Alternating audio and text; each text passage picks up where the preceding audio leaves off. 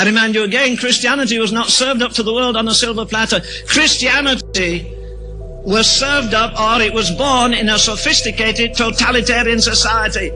And yet Jesus never said anything about slavery. All these boys are rushing to Washington. They didn't put God's house right, but they want to put the White House right.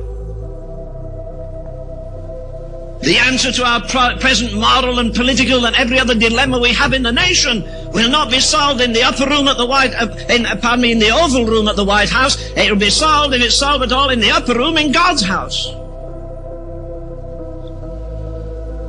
The way the preachers are rushing to Washington, you'd think that the politicians were the salt of the earth. They're not. They can't put their own house in order, never mind us. God strictly forbid that Israel should go down to Egypt for help, and all these boys are rushing to the politicians.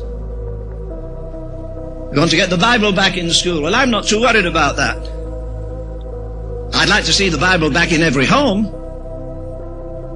Then forget the school. Some of us want the school teacher to do what Daddy and Mummy should do.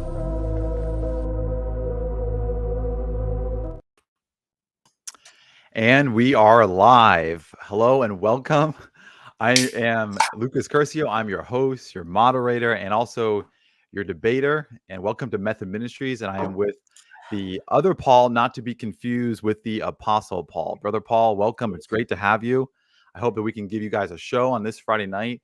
We are here to debate Christian race and Christian nationalism. Brother Paul, thank you for being here, as I mentioned. And how do you feel about doing this? You got some awesome shades. Of course, mate. Of course. I am very excited to be here because I think this is probably from my own memory, because I know for an absolute fact that this is going to be a very nuanced and cordial discussion. I was called as a prophet as a baby in my Pentecostal church, so I know that's going to happen. And what's great is that this is going to be one of the only such kind of discussions I've ever seen. Pretty much every other debate on this issue, whether between Christians and non-Christians, two non-Christians, or two Christians, they always end up into a blood sport where everyone's talking past each other and there's no nuance, there's no charity. And God willing, this is going to be one of the first kinds of streams where that will be the case. So I am very keen. Yeah, definitely. Agree with you on that. By the way, that was Lennon Ravenhill, who I was playing, and the sermon is called "A Real Cost." If you haven't heard of Lennon Ravenhill, he's the best preacher that I've heard. Every sermon I hear, I get beat up. I feel convicted. And that's pretty much my position on Christian nationalism. But what do you think about, before we get into it? Oh, real quick, to the audience, hit this like button. It helps get the algorithm out. Also, if you're new to Method Ministries, tune in for the first time, subscribe. We do talks, debates, interviews, and more. We're on Patreon. You can join, be a member for just $5 a month. That helps, just support the ministry. And so let's hopefully try to get into this. And by the way, we will be taking questions, so feel free in the comments. I'll be looking as best as I can. I'm talking and moderating and everything, so I'll be trying to take some questions for Paul and I. And so feel free to pop in your thoughts, and let's kind of get rolling. But what do you think about that sermon, by the way, or that sermon clip? I half agree with it. I don't often like when some people try to say, "Oh, you're not going to find any solution here. It's all going to be over here." It's like, no, there's both. Obviously, principally, he's 100% right. If you take it in this way, principally, change in our world is only going to come by the proliferation of the gospel. That is 100% true. That does not, nonetheless, deny the use of certain means by which to bring that about, such as the state, for example, which I think will be quite relevant to this discussion. So I don't fully agree with him, but I agree with him if he's taken in like an ultimate sense. Yeah, definitely. Okay.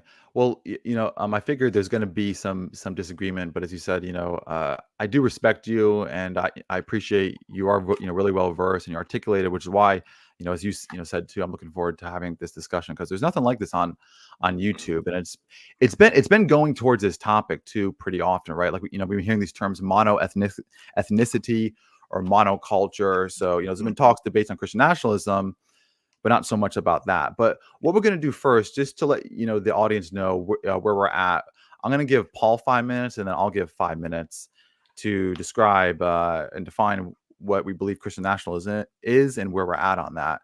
And then we'll try to get into the conversation related to race as well. So you can take 5 minutes. If you go over, it's fine. This is casual, so take your time. And Yeah, give us your position. Too easy. I'll try to keep to that. So I was going to stopwatch happening. Yeah, perfect. That's working. I'll put that. There's your range. I've got a second monitor here, so that helps a lot. Yeah, no problem. It's going to Hit that like button, people. Hit that like button. 100%. Hit the like button, subscribe. The guy does good work here, and pray for him because he's a Wesleyan. So pray for me and my family in New Jersey. We live in a woke state. Oh, rip. I do not. Well, I can't. Oh, actually, my place is not the most woke. It's kind of weird. But anyway, all right, and I'm starting now. So first, principally, so obviously the discussion is over Christian nationalism. Oh, wow, I'm solo. Hello. The discussion is over Christian nationalism and race. So obviously, defining terms is absolutely necessary to start with.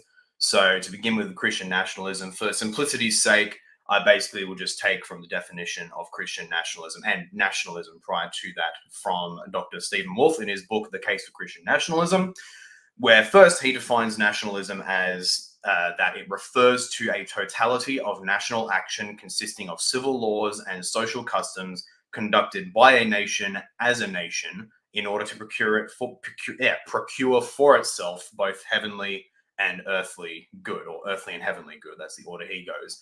And so then Christian nationalism is basically the modifier of that with Christian and in Christ. And so Christian nationalism, his definition is Christian nationalism is a totality of national action consisting of civil laws and social customs conducted by a Christian nation as a Christian nation in order to procure for itself both earthly and heavenly good in Christ. And he goes into a lot of detail about what those means.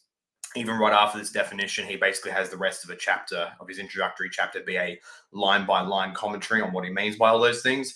And the rest of the book likewise parses out the whole case in detail, especially from a Thomistic and Reformed scholastic perspective, but also as an American Presbyterian. And so especially on that last point, I have some disagreements with him, but otherwise on this essential core definition, that's what I assert, that's what I believe in. And one of the major things it entails, which is in contention in the wider world, I don't think actually Lucas disagrees with this hugely, but in the wider debate, the big point of contention, one of them, is that the state therefore has a role in the protection and enforcement of true religion in the public sphere, which subsequently denies the Enlightenment concept of a right to freedom of public religion for people.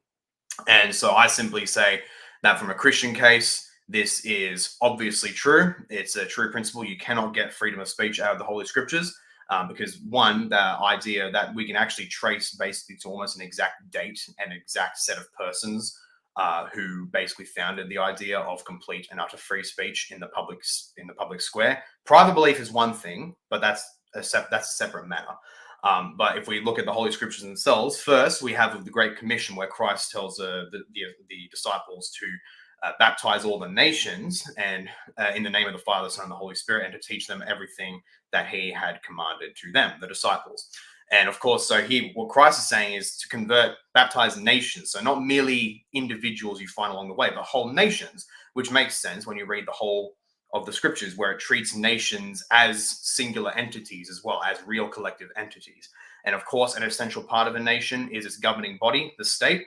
That is never ruled out in the Holy Scriptures. Therefore, it's very obvious the state too is to be converted to Christ and is to promote his rule and reign insofar as is prudent, because obviously prudence is a real thing. It's not prudent and therefore not necessary, for example, for a otherwise Christian government to ban Islam in a nation with 90% Muslims. That would be imprudent, and therefore a nation doesn't have to do that, but it must take action towards those ends. Likewise, this depends on a definition of nation. To put it short, I believe the only meaningful definition of nation, whatever that definition is one that must include shared blood ancestry, because otherwise a definition of a nation that doesn't include that can be described as any other number of things. It can be described as a religion, as an association, as a guild, but for nation to be a distinct concept, it must include the concept of shared ancestry or shared blood. And sure enough, when you read the ancient sources, you basically get that idea universally. They all assume that a nation, among other things, including common language, customs, and religion, by the way, that a nation is also united by shared blood, by shared ancestry.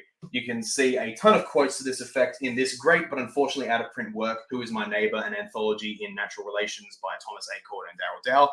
Very good work. But of course, it's a quote of mine. Always check the original sources I have with the quotes that I pull from there. And so in that light, I basically define nation as a particular collective of people principally united by common ancestry and language. Although importantly, this is socially done as well. So that's important. This is a social action as well. It's not merely the existence of shared blood. Of course, this is different from the modern idea of shared nations, of nations as a nation state, which is basically an independent political boundary. And it's because of that modern innovation. And I know I'm going past 5 minutes, but just give me a little bit more. Thank you, Lucas. That the nation today is understood as simply an independent political unit, hence the United States or the People's Republic of China, Japan, and so on and so forth. This is, of course, a very modern development, and that's the only reason why the question, should nations be monoethnic, is even comprehensible today.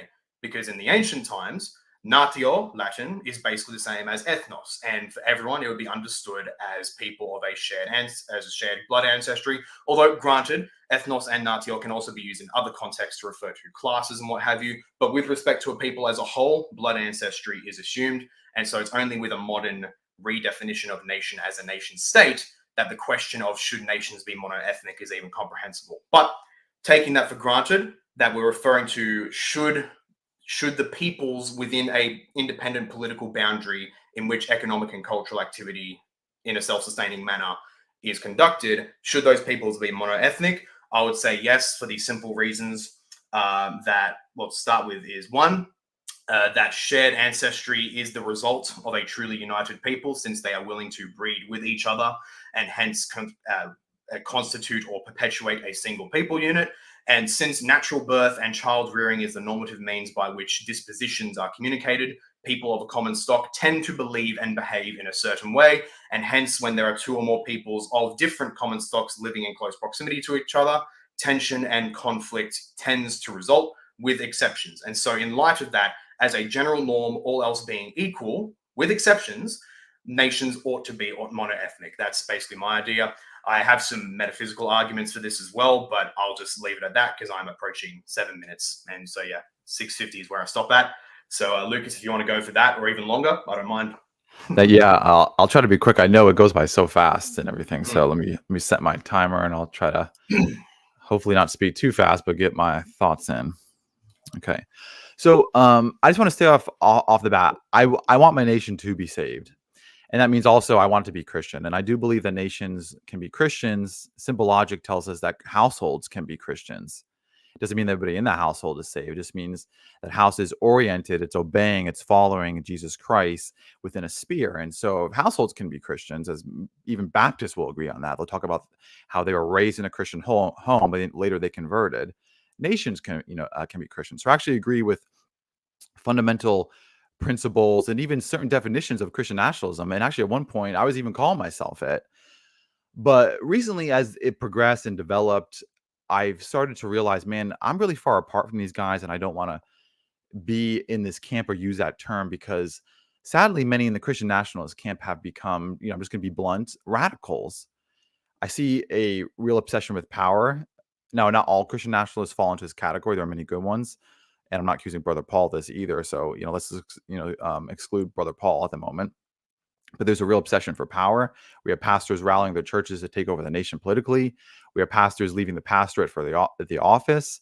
I mean, it's good to want all these things. It's good to want good laws, but there's a line, and we don't abandon the gospel for the law and the church for politics. And I can't help but see these things, and I see where this is going. And we should really just take a step back, for a minute and evaluate and question what is going on.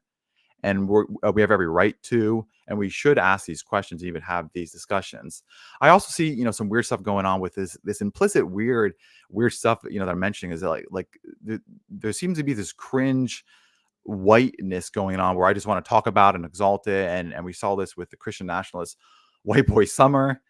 And in reality, to me, that's cringe and equivalent to the left just parading Black History Month. I don't want one, so why would I want the other?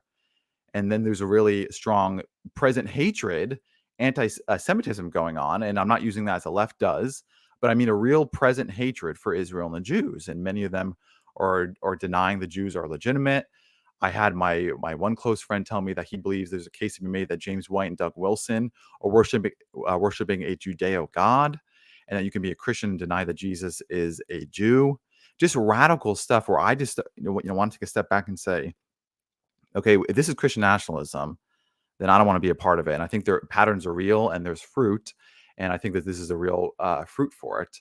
And then one more thing I just want to highlight too is I don't want to interpret the world through a critical theory or a critical lens. In other words, I don't want to act like woke people. Woke people interpret things through systemic racism. Now we see a lot of Christian nationalists interpreting things through Zionism and now mono-ethnicity.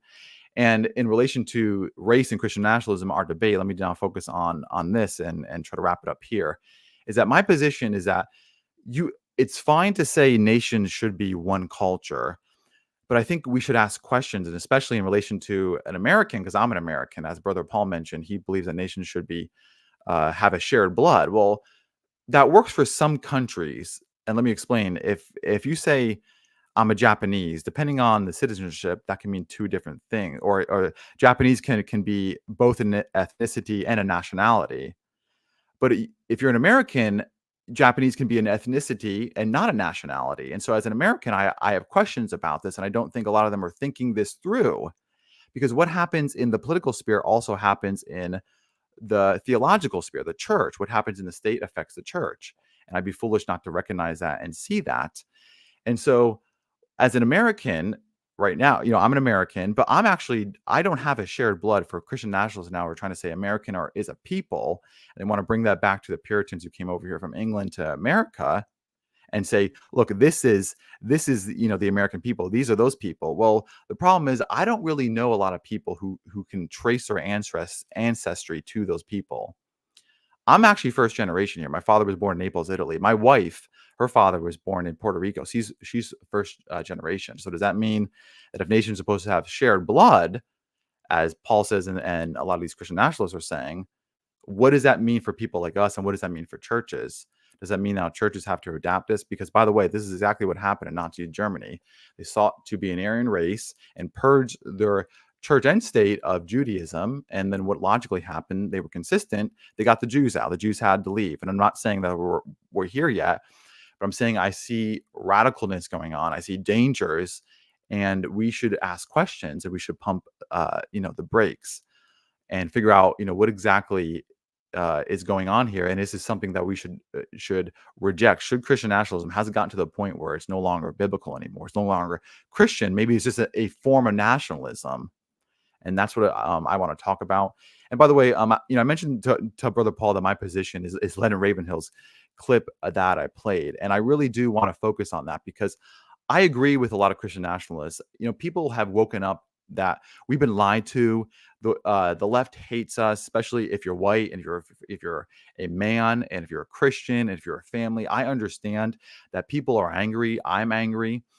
But I think what happened is a lot of people in their anger have turned to a solution and to the problem out of desperation. And really what we need to do is turn not to things like nationalism now, where we see all these problems. We need to turn to scriptural Christianity. And let me just say on that note that no, my dear friends, that's not Jesus juke. Because I know a lot of Christian nationalists, when they hear stuff like that, they dismiss it, and they have a dismissive attitude where they just want to write that off as Jesus juke. Listen, it's not Jesus juke, because the biggest problem in this country, in our countries, is not in the White House, as Brother Leonard Ravenhill says, but it's in God's house. And we can't fix the White House unless we fix God's house first. And I genuinely believe that if the church gets right, if we have revival, then that would overflow into the nation. As a Wesleyan, one of the goals of the Wesleyan faith was to reform the nation and spread scriptural holiness throughout the land. But it's scriptural holiness, not Christian nationalism. So on that note, hopefully that's enough information for us to talk about for maybe 2 hours and get rolling on this. Can you hear me? Excellent. Thank you for that. Perfect. Okay, so where do we go from here? Yeah. So I do want to ask you the first thing, because I noticed what you said. You said shared blood, and I know that you're from Sydney, Australia. That's right. And so, really what I want want to hone in on, and hopefully I express that there's actually a Christian nationalism out there that I could affirm that I'm fine with. Like nations can be Christians. Like I'm not going to be like one of those guys who are like, oh, that's Christian impossible. civic nationalism. Yeah, nations can be Christians, just like households can. Mm. So what I want to focus on is, because I heard you say it, you said shared blood, and as I mentioned, what do you do with somebody like me who's first generation here, and my wife, who, like Stephen Wolfe, he wants to say that America and his camp is not an idea, it's a people, right? So who are these people? Well, the people that he wants to define it as are the people who left the UK, came to America. They're Anglicans or right Anglo-Saxons. So that's America. Well, then I want to ask is, and what I think we should ask is, well, who has a direct ancestry to those people? Because if that's America, if that's what it means to be an American, then I'm out. I don't have a direct line. So if we then all of a sudden, maybe one day in the future, we become a Christian nationalist and we go down this, okay, I'm going to be one mono ethnicity. So where does that leave people like us? And where does that leave people like the church? Well, actually, for good news on this issue, good news for you, Lucas, is that flights back to Naples are actually pretty cheap at the moment. No, but no. So with that highly depends basically on the nature of ethnography of the United States, which I've never really even bothered to start studying, precisely because I think the problem with people saying that America is even a nation is that, well, no, America is more like an empire. Like it really is. Like even just with your structure of distinct states under a federal system, when you look at how the founding fathers structured it, and even today, despite the massive expansion of the Fed, states action function, the individual states in the United States function as a state, hence the name state. Texas can act basically like the nation of France or the nation of Japan or what have you. There's that level of autonomy. And so I've always thought it more meaningful to speak of American ethnic groups as, well, basically dependent largely upon state groups, really. So I've never really been much into American ethnography.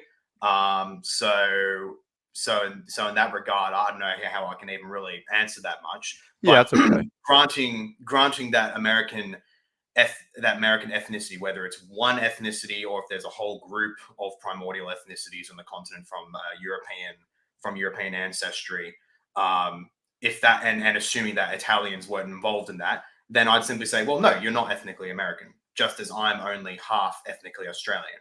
So my mum's side is Lebanese, first generation. My father's side is Anglo-Australian back to the First Fleet. So I can at least claim half Anglo-Australian status. But assuming that you couldn't trace yourself back to the founding of the American nation, then I'd say no, ethnically speaking, you're not American. You can say that you are by manner, by custom, by association, spiritually, and what have you. So there is something meaningful in that.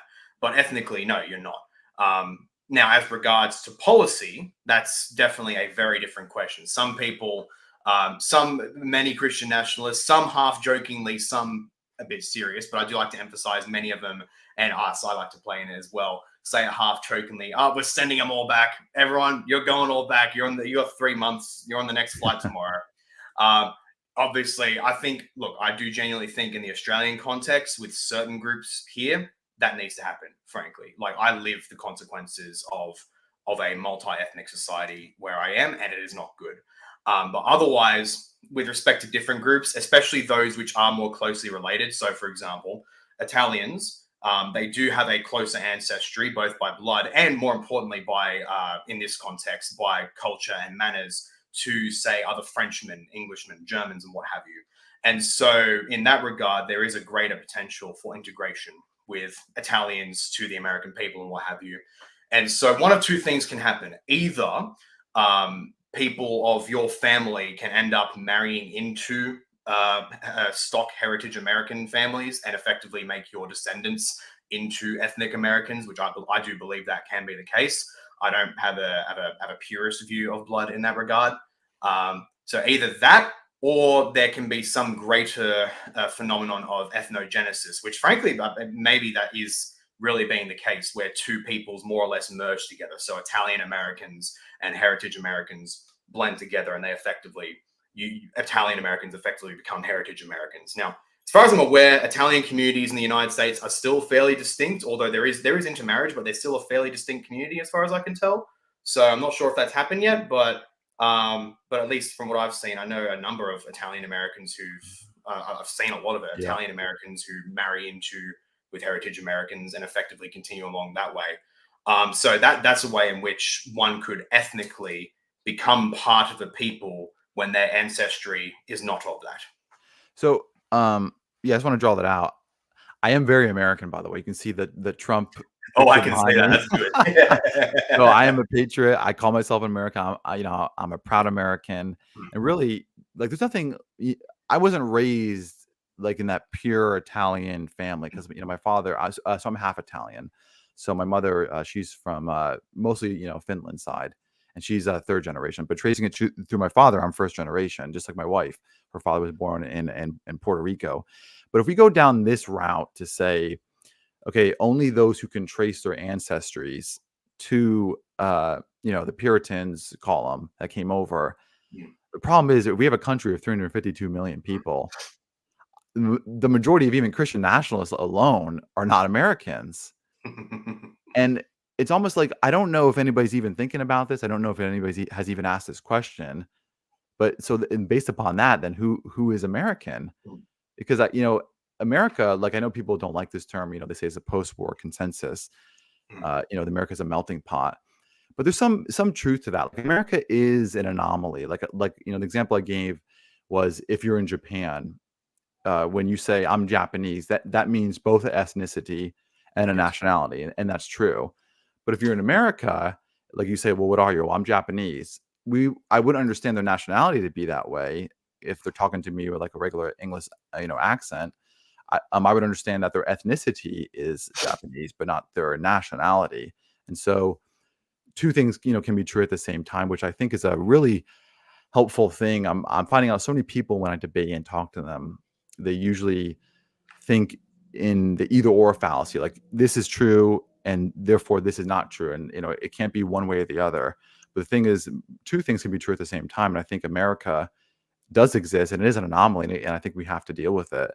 And especially if a lot of these Christian nationalists, like Stephen Wolfe, the Doug Wilson crew, the Joel Webbon boys, the Eric Kahns, the Brian Surveys, I want to know their DNA now. Are you guys American? Do you guys trace it back? Maybe you do, but I guarantee the majority of you guys probably don't. Chances are you don't. So if we're going to say, okay, we should be mono-ethnic, okay, so which one of you are leaving this country then? Or which one of you is leaving this this church, because maybe you should be with your people and they should be with our people. Like does that make sense, Paul? No, it does make sense. Yeah. And I feel like the concern you have with the question is basically, well, okay, but if you believe that, the consequences are going to be pretty massive for how we should arrange society and where people should be and all that. And my favorite tactic for when people give that kind of a question where, oh, you believe this, well, have you considered this consequence, is basically to say, well, if that does follow from my principles, then yeah, sure. Yeah, that's basically what I'd say. I'd basically say, because again, I'm not much concerned with America myself. Yeah. I'm Anglo-Australian, so I'm much more concerned with that. And I do believe the case, I think it can get very muddy with the case of the United States, but I think with Australia, it is a very easy thing to see, well, who's like a heritage Australian from like the first fleet and the initial phase of colonization, for example. But in that regard, I'd basically say, and I think many of them will probably say, well, yeah, we'll accept that consequence. Maybe it's possible I'm not ethnically American, in which case, sure, I'm not ethnically American. Now, a nation being mono-ethnic, and this is an important thing, does not mean that there is zero foreigners at all in a nation. So, because that only comes about when people collapse the distinction between speaking of a collective as a whole, in general, versus every single individual within that collective. They're not the same thing. So, case in point, you can have a glass of water, and let's say a few drops of lemon juice drop into that glass of water. Okay, oh no, is it now no longer water as a whole? No, that's ridiculous. We'd still point to it and say, as a whole, this is still water. Maybe there's a little bit of lemon in there, maybe there's some dust particles, whatever, but we can still identify it as water because that is the overwhelming constituting form that basically makes the glass of water what it is. So likewise, we can speak of a monoethnic society in basically the same ways. You can't really speak in terms of, well, how much percentage is it? 90%, 95%. I'll admit it is it may be a bit of a vibe thing, but I guess with at least with an observable reality where within the nation, in all of its spheres of life, the overwhelming majority of people who constitute that nation and perpetuate it are people of a same common stock. And you can identify when that starts to get disrupted when you see enclaves of people with a different stock who are not consciously trying to interbreed with the host people, which is a legitimate means of different peoples becoming part ethnically of a new nation. And so in that regard, with this question, again, the United States, it's a bit chaotic. So two solutions are possible here politically. Either I just want there is a to ask. You said you're Lebanese. Was that what you said? half Lebanese, yes. Gotcha. So, would you consider yourself then not Australian then, based upon that? Like, My other ethnic half is Australian. Back to the first. oh, fleet. gotcha. So, Okay. So, yeah. so like if your country became a Christian nationalist and they say, we're going to be mono-ethnic, right? Like, would you be in or would you be out? Well, that depends on how they would take monoethnic. If they took monoethnic as basically no, only those who have only ever interbred with other Australians from the First Fleet, or at least those of Europe, I'd be out if they define it that way. I think that's a kind of a silly definition because that precludes the possibility of other peoples becoming part of another nation ethnically, which I don't. That's not for me. My objection to that isn't moral. It's just phenomenologically that does happen. People interbreed and their descendants become part of that nation. So but you if they do mean define by monoethnic, mono-ethnic, though. I'm sorry, I didn't mean to if interrupt you. they no, good. If they define monoethnic in the way I did, which does not presume on an absolute purity of one's ancestry, I don't believe monoethnic necessarily means that all of your ancestors were of that same stock. I believe one can still say they're part of the same ethnicity, even if one of their parents or grandparents or what have you came from somewhere else, as long as they actually ended up grafting their family line into the main trunk of that ethnicity. You can essentially say you're part of that ethnicity, like a small branch on a tree, for example. Even if it's not fully part of the main trunk, it's still attached to it. So if they adopted that kind of a definition of a monoethnic society, I'd be in, sure. But again, even then, as a monoethnic society, it doesn't necessarily mean the expulsion of all foreigners. Because there can be many reasons why foreigners may be in a nation's presence, and it's not disruptive. So yeah. So okay, so because you mentioned you said it doesn't mean that we expel them, which honestly I kind of knew that that's not what they meant, because like what do you do with 352 million Americans? Mm. And granted, let me say too, I'm not for immigration. Like I was always against all this mass illegal immigrants coming in. I think we should have closed borders. I'm pro build that wall, baby. I'm really speaking of American citizens, like not these immigrants, like not like, oh yeah, open borders, bring them all in, and like all that woke, third way, garbage, honestly. So I'm not for that. I just want to clarify that because, I know a lot of Christian nationalists lately, when they hear me push back, they're usually using these terms like, oh, you're a third way, you're a big Eva. And I was like, listen, dude, like I fought wokeness probably more than you and had to leave a church over it. So, I really don't want to hear about that. But okay, so you're saying monoethnicity then is defined by, like, what we covered so far is one by blood, right? Okay. And then you're positing when the question then becomes, okay, well, let's just say, we accept that. What do we do with that? You're giving multiple answers to that. And that also doesn't mean that we just expel everybody who doesn't fall within that category. So how would, these countries then, how would America then start to work towards this pure blood of what it means to be an American, towards this towards these Puritans who came over from the UK? Like, how do you work past it? You would have to probably put something in place where you can't marry maybe so much outside of this family or bloodline, so to speak, and maybe use the terms that Stephen Wolfe used at one point, like it's a relative sin. I know he took that back, but at one point he argued that it's a relative sin to marry what is it, outside of your race or something like that category. Outside of your kin, yeah. Outside of your kin. Yeah. So how do like, would you then have to work towards that, like in breeding within that mono ethnicity? Since this is a general ideal, it should be brought about whether by means of mass expulsions of certain peoples, which I believe for certain peoples, both, I'm not going to say who, in the United States and in Australia here, that does need to happen. There are certain peoples who we just need to kick them out. I 100% believe that.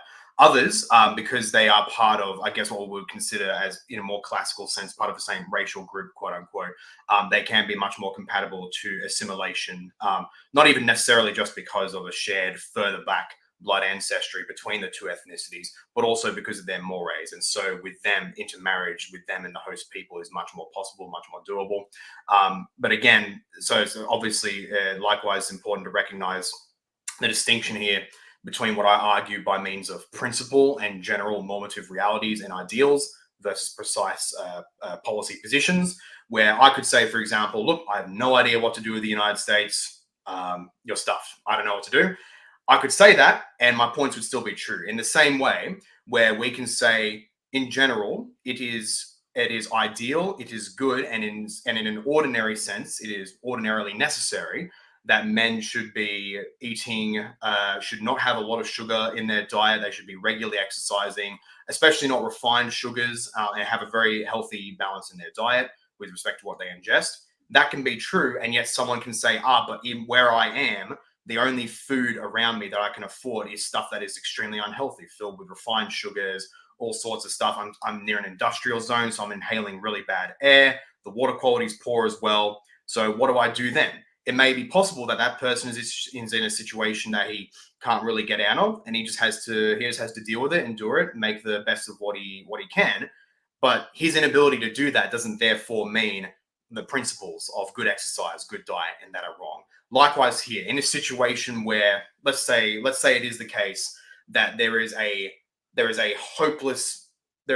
been a completely hopeless mishmash of the heritage American people with tons of other foreign peoples in the United States, such that any effort of mass expulsion or even trying to compel intermarriage would simply not be possible. That could be, one could say that's unfortunate, but at the same time, that doesn't therefore get rid of the principle that a mono-ethnic society is preferable for certain reasons I laid out before, and for others. Because if we simply look at how the United States is now, that simply proves our point as well. Relations between, on the whole, relations between African Americans and white Anglo Americans, heritage Americans, if you will, although some include African Americans in heritage America, so that's interesting there as well. Relations have never been great. There have been periods where it's been better than others, but otherwise, I believe simply by the fact that they are at least two consciously separate people, especially African Americans, they have from what I've seen, a very strong in-group identity. We are this. We are African American. We are not the white man. Even if they end up having positive relations with them, they still see themselves as a separate group. And as long as that happens, there is always a potential, therefore, for intergroup tension. Whereas if two people came together as one group in the form of ethnogenesis, there wouldn't be intergroup tension and conflict with respect to the national scale, because there wouldn't be two nations, there wouldn't be two ethnic groups. So ultimately, that is an ideal I push for. Again, with respect to the United States, whether it be in the form of mass expulsions or perhaps in more deliberate government policy with, okay, people of this stock, you live here, people of this stock, you live here, you do life, you be cordial, intermingle with each other, but otherwise you got your own spaces to do your own thing. Many policies are possible, but ultimately I do believe that just with the nature, with how the United States is today, with its highly multi-ethnic makeup, as well as here in Australia, and again, even in my own local area, that it does simply further vindicate the observation of Aristotle, many other thinkers after him up until the modern period, that multi-ethnic societies are a cause of trouble. So some things were popping up in my mind, and logical problems. So if it's true that I'm not an American based upon my blood, because to me, like I said, like I love America, like I am a diehard patriot. I'm this will be my third time voting for Donald Trump. I care about America. I'm very conservative. I just love America, and I would die for this country. After my family, of course, my family comes first. But so the logical problem that that I have is, if we take this argument, then you would then have to apply this to everything, because if we're going to use natural law as the foundation, which, by the way, I don't like this natural law use. It's coming into play a lot, and people are treating it almost like as if it's a there's a pragmatism to it, is what I'm trying to get at, where truth is not really determined so much by what God says in his standard. It's by what's natural, and what's natural is good. But I'm not convinced everything that's natural is good. Like, to give you an example, I could have sex with multiple girls and produce offspring, right?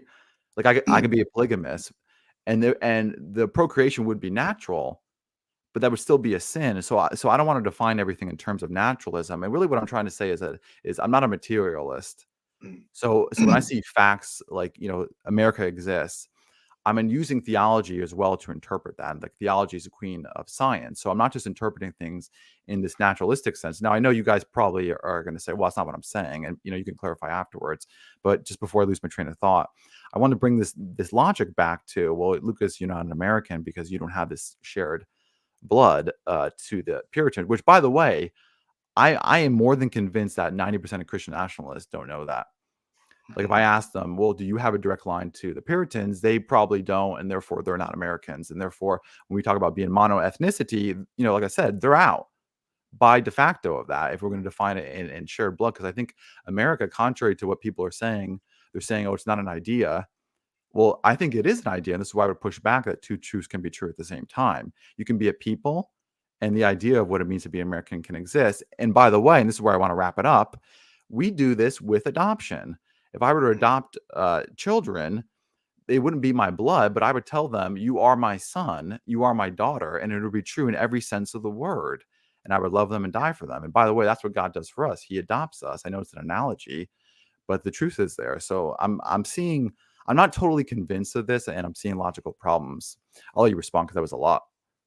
Okay, so first thing on that, with respect to, do I want to do the natural law thing first, or damn it, there was a thing right after it that I really wanted to say was regarding. No, it was the other thing. So with natural law, so I don't think you actually have a correct understanding of the nature of natural law, especially in scholastic thought, teach me. what they draw from. It's not simply that something can happen by natural processes and in nature, therefore it's good. Hence your example of polygamy there. That's not actually what they refer to. So natural law refers to not merely that things happen in nature, but rather the nature of things. So their nature in terms of their functions and to the ends to which they are designed. And so you will have natural law theorists, for example, Thomistic philosophers and what have you, who will argue why polygamy, for example, is actually bad on the grounds of natural law, by arguments that that's not a proper fulfillment of the ends of man and what have you. So that's actually not how that works. But also, in the end, whether you call it natural law or whether you call it just simply observing reality, look, that's basically where I base a lot of my theory on. The great thing about, I think, this issue is that you don't really have to do a lot of theorizing and a lot of specialist talk in that regard. You simply have to observe, okay, what happens when this phenomena takes place? What is the result of it? And time again, when you have two separate peoples of separate ancestries, and thus as a result, distinct dispositions towards their own kind. Hey, these are my parents, these are their parents. I have a preferential natural love for them, which is how we all operate.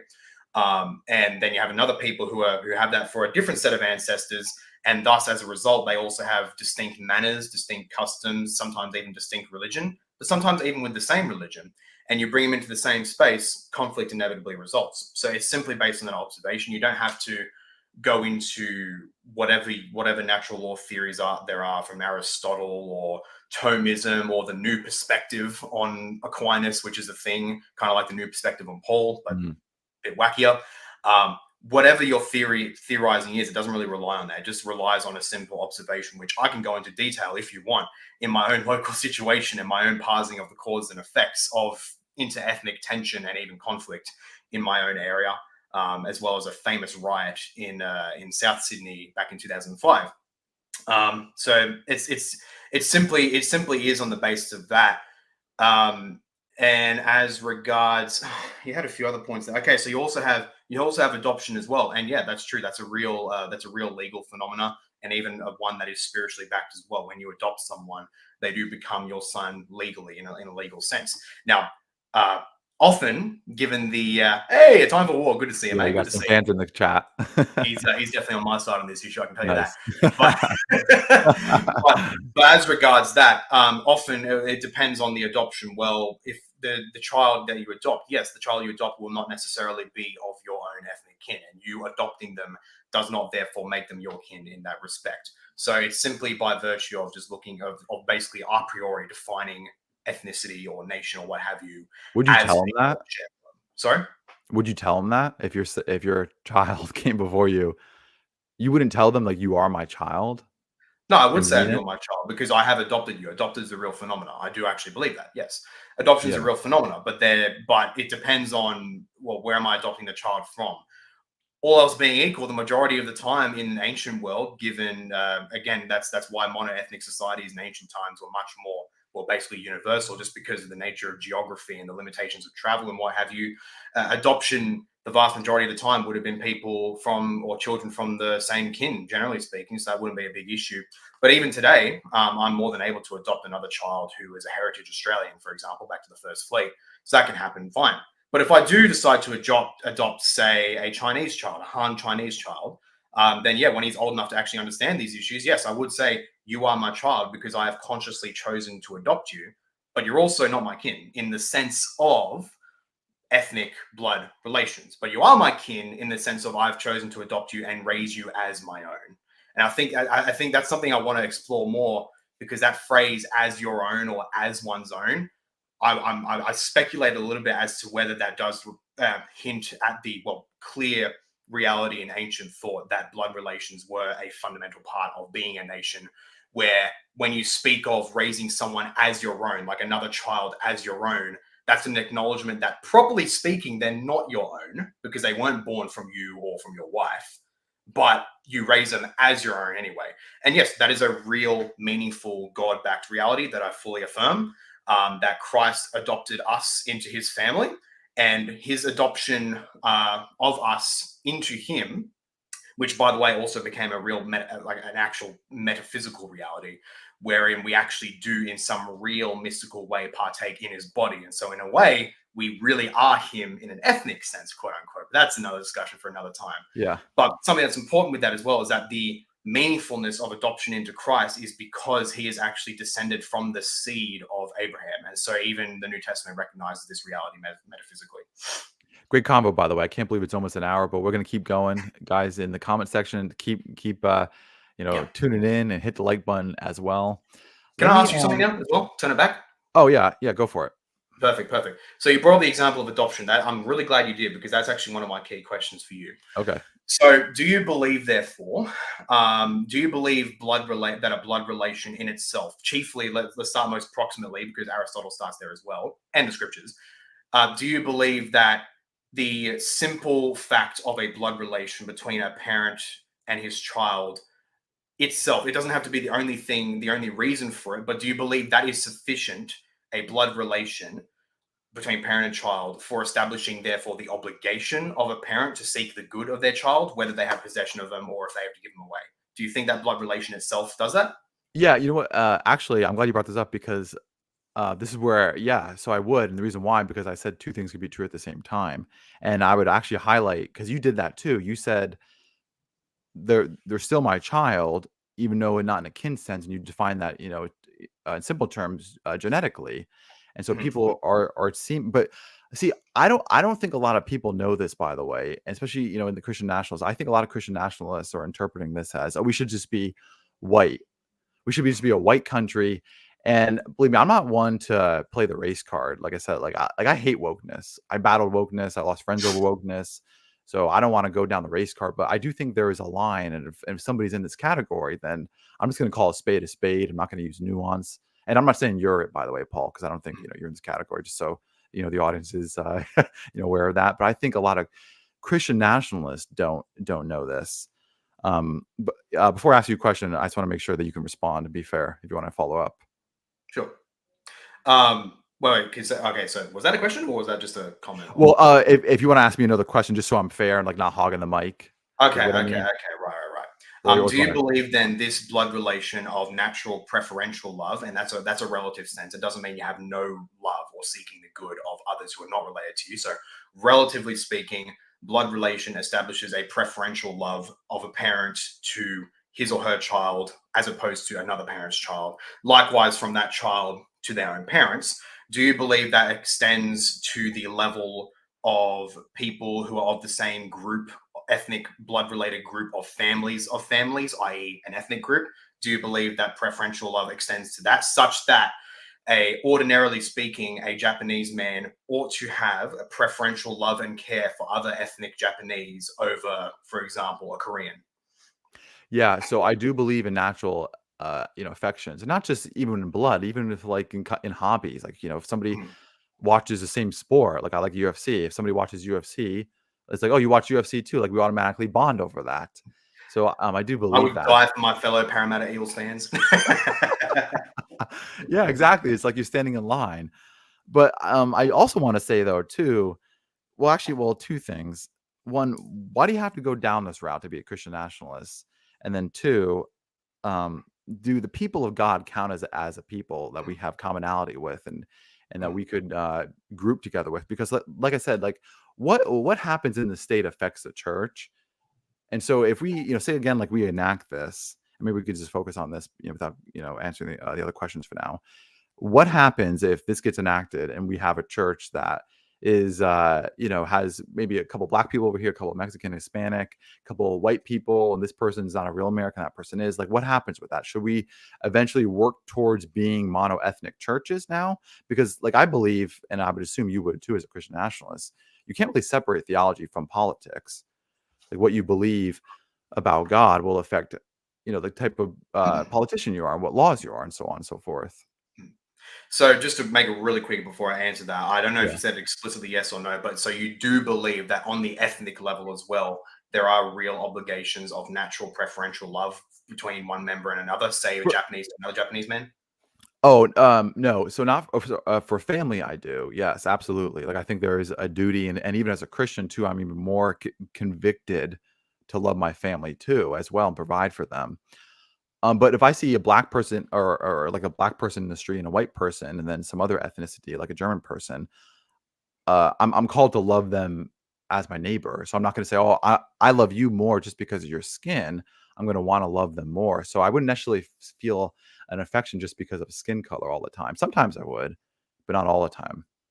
Well, okay. The fact that you mentioned skin color, I think, well, just to make that absolutely clear for those of my position, all the way up to the most extreme of like race realists or kinnists or the Christian identity movement. That's a pretty heretical one. They're distinct from kinnists. They don't actually root things in skin color. So that's the important thing. Skin color at best can, among other physical features, can at best signal of what ethnos you originate from, but it's not a thing in itself. It's not because of skin color. So just to make that clear. So you believe the principle of love your neighbor essentially overrides a natural preferential love for one's own ethnic people, which again is only a relative one. It doesn't mean that you share no genuine love for other proximate people, even if they're of a different ethnic group. But you believe love your neighbor therefore overrides a general sense of ethnic preferential love on the level Okay. of ethnos. How does that not do the same for the natural family though? Okay. So this is my problem with natural law. And this is what I point out is what is happening. You said it's overriding something. I don't think God's truth is overriding something. So when we talk about natural law, I don't want to use a critical theory to interpret the world. I think a lot of people in the Christian nationalist group are using this critical lens, the same way like a woke person does. They use a critical theory to interpret the world. And what happens is, and we saw this in the woke church, what happens is when you use a critical lens to interpret the world, you reject God's word. And so when I see like love your neighbor as yourself, that's not overriding anything. That's consistent with God's creation. So there's no overriding going on over here with natural affection, where this is just dismissing it, and now this comes into place. And that's what I meant by natural law. And I think a lot of people, a lot of Christian nationalists are in this natural law camp where they're using it as a form of scripture, And I've been engaging with with some people, and some of them, they don't even care so much to even engage with with scripture. It's all about, oh, this is what natural law is, natural affections. And then when I bring scripture in, they say, oh, that's Jesus juke, and they just dismiss it, and they interpret me as trying to say scripture overrides certain things. And scripture, like Galatians 3 is a perfect one. This is what I hate. When we quote Galatians 3:28, in Christ was neither Jew nor Greek, slave nor free, male or female, they'll respond and say, well, that doesn't erode natural distinctions. And I'm just thinking, well, who's saying it does? So there's no, yeah, there's no overriding things. What we're saying is we like, I'm not a materialist, so I'm interpreting things based upon the standard of God's word. And so when I see things like, if there was multiple people there, I know by God's word to love my neighbor as myself. Like, think of the story of the Good Samaritan. The whole point was the people were passing him up because he wasn't a Jew and he was a dirty Samaritan. That person brought him in, took care of him, clothed him, fed him. That was the one that loved him and fulfilled the law. But Paul says the love fulfills the law. And so there's no overriding anything in this view. So then you do agree that there is a general obligation of natural preferential affection to one's ethnic kin over non-ethnic kin, but that this is also supplemented by a love your neighbor command that includes, for example, a Samaritan lying half dead on the street. Yes, and correct. And this is where I would, Okay. point out too, is two things can be true at the same time, where I think a lot of people interpreting this as either or, where, again, like I'm naturally, I have a natural affection for people within my own ethnicity, nationality, as well as even people who are just adopt the same hobbies as me, especially if they're a Christian. Bing, ding, ding, ding, I'm in. Like I automatically just am naturally inclined to them. But there's no overriding anything, and I really just want to make this point: is that we have to, I think the Christian nationalist side is straying too far in this natural law, where again, they're really, what that means for them is critical theory, and they have a critical theory, and they're using this to interpret the structures and systems around them. And then when you come in and bring scripture, they dismiss it and say, oh, that's Jesus juke. And I'm saying, you don't have the right to call the scriptures Jesus juke. And this is the principle, and this is how we judge all things, and that's the highest authority. So when you say a critical theory, can you define what you mean by that when you think other Christian nationalists use that? Oh yeah, so this is where I also point out that contrary to the Christian nationalists who are accusing people like me as being woke, I'm saying no, no, no. You guys are the one that's acting woke. You're adapting things through a critical lens, and a critical lens is looking at structures, ethnicity, sociological factors, political factors to interpret reality. And I'm saying the woke people did this, and what they started with was systemic racism, and then it went into white privilege and white guilt. And I'm saying a lot of Christian nationalists nowadays, which I want to get this conversation going to now, they took the premise and say, okay, well, you got the premise right, you just got the conclusion wrong.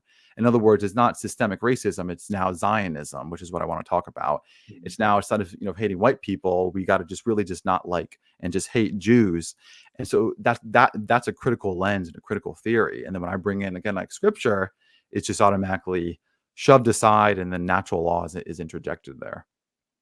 I'd have to ask what Christian nationalists you're speaking of there, because I think part of the problem here of when we're speaking about, oh, there's Christian nationalists who say this and that or whatever, when we speak of a very large, shall we say, ideological umbrella or whatever, you could basically find and say, oh, well, they believe this, or actually, no, they believe this opposite thing. You can find many who are like that. So do you have anyone in particular who you're thinking of who says like, oh, we should, like the leftists have the premise right, but the conclusion is wrong that we hate white people, we should instead hate Jews? So like, who are you thinking of in particular? So, as I mentioned in my opening statement, I don't think all Christian nationalists fall into this category, but I think it's a fruit.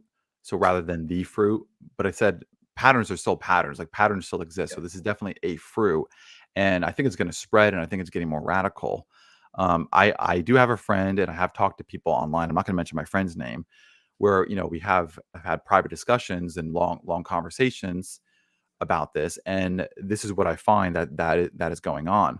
In the same way I found out where, like, woke people, and what we got to realize is nobody's going to be explicit and verbatim. But like when Tim Keller got up and said what white skin is worth about $1 million, like, he's not going to just, when I question him on that, he's going to use nuance, and he's not going to say certain things, but I'm still going to interpret that as, well, that's racist and you hate white people and you're just assuming things about, about everybody.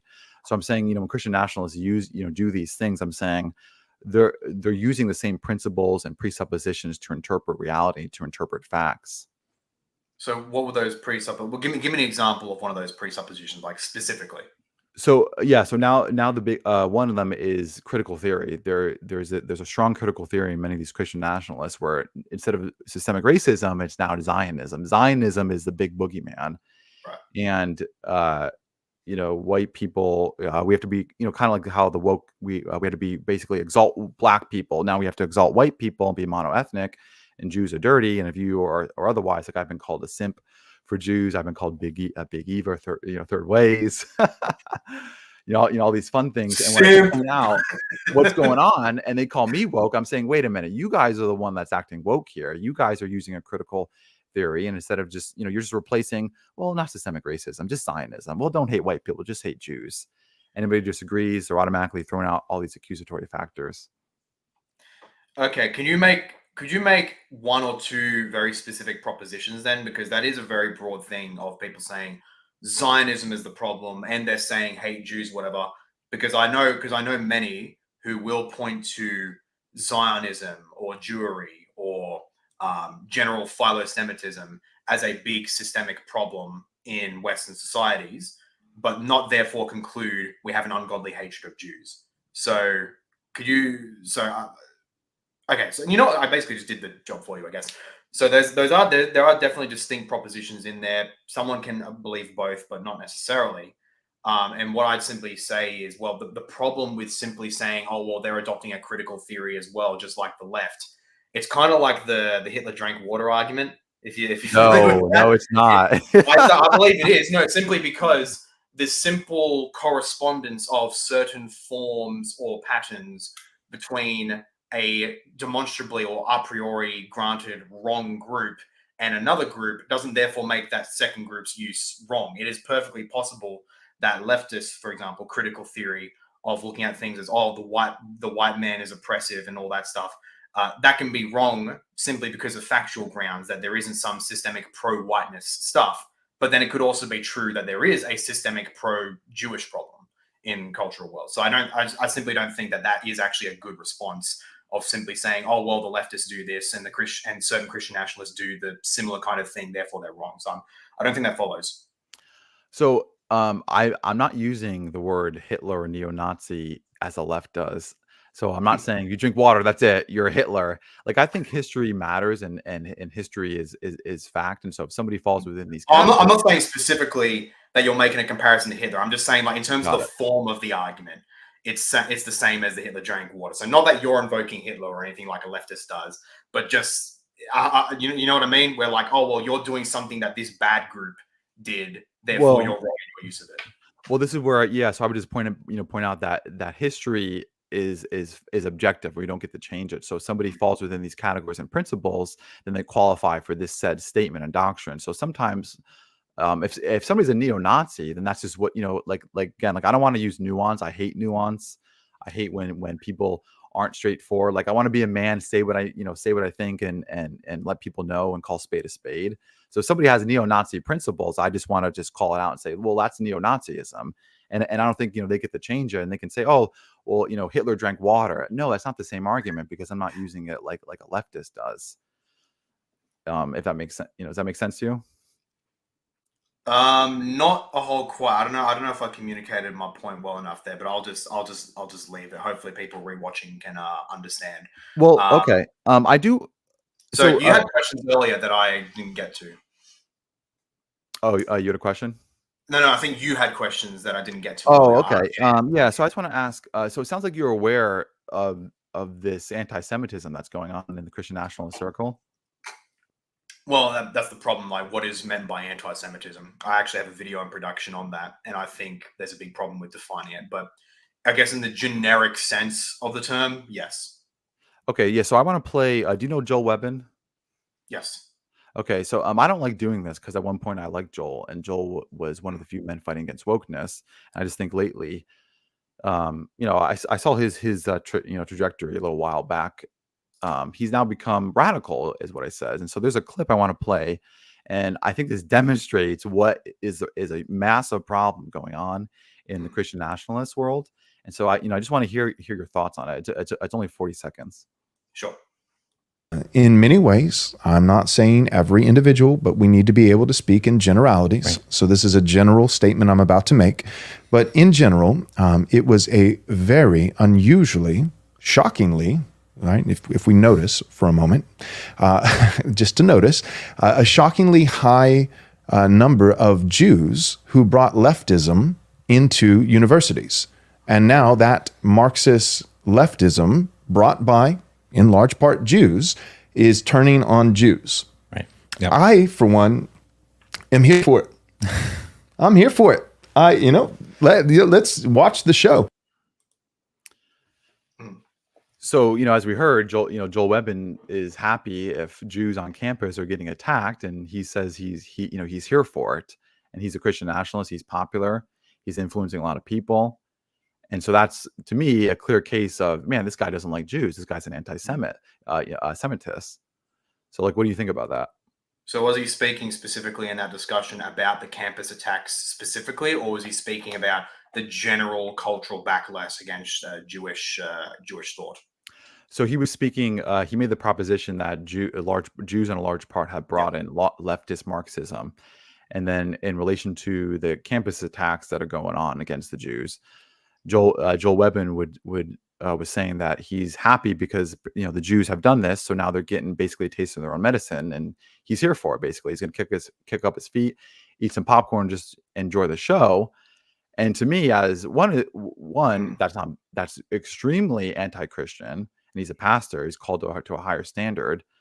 But what is it about Jews that he's just going to assume? Oh wow, there's this leftist Marxist, and yeah, go after them and get them, and I'm here for it.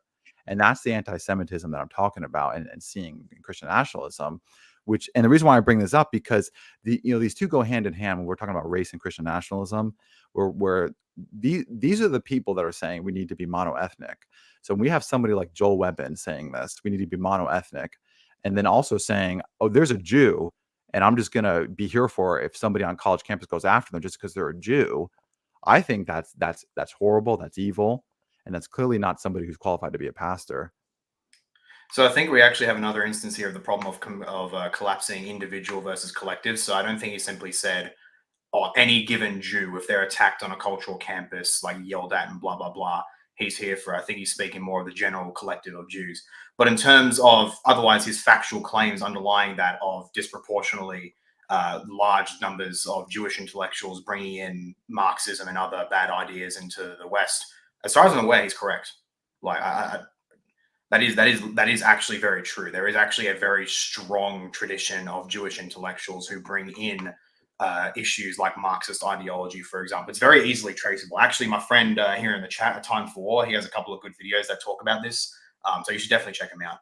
But yeah, in terms of that factual claim, just to start with that, the thing of Joel being happy about what's happening on cultural campuses, that's a distinct thing that we can get to.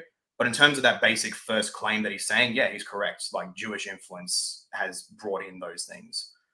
So, just like white, my people have done horrible things too. But, for Joel to say Jews have done this, and therefore every Jew who comes to college campus, I'm going to be here for it. Like, what if one of those people is a Christian and he's by blood a Jew? Like, what if it's Redeemed Zoomer? Well, again, as far as I heard from the clip, he wasn't speaking of just any given Jew out there, but Jews generally, especially thinking of Jews as a collective, generally having more liberal mindsets, liberal ideology, and what have you. Now, of course, as to whether he's happy in the sense of, oh, I'm happy, I'm here for it to see this cultural backlash. That's an area with respect to, well, what kind of joy, if any, can we take upon things befalling the wicked? That's an issue which I'm actually still in flux on in terms of biblical study, because on the one hand, you do have Christ's commands and what have you to pray for the wicked, to seek their salvation and what have you, and even God himself saying he does not rejoice in the death of the wicked, even in the old covenant. Even in the old covenant, he says that, and yet at the same time, you have God himself and David or what have you saying how they rejoice when the wicked are punished and what have you.